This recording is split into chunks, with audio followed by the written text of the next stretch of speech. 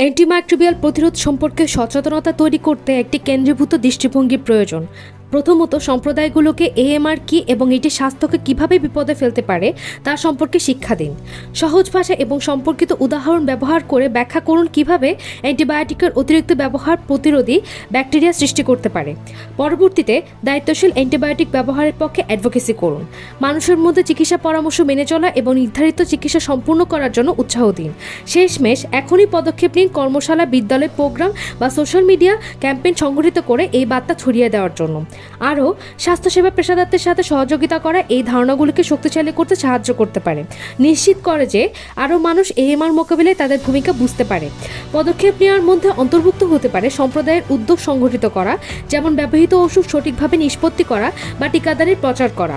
এই প্রচেষ্টাগুলোকে একত্রিত করা, শিক্ষা, অ্যাডভোকেসি এবং কার্যকরী পদক্ষেপ সবাইকে এএমআর মোকাবিলার গুরুত্ব বুঝতে সাহায্য করে একটি স্বাস্থ্যকর ভবিষ্যতের জন্য।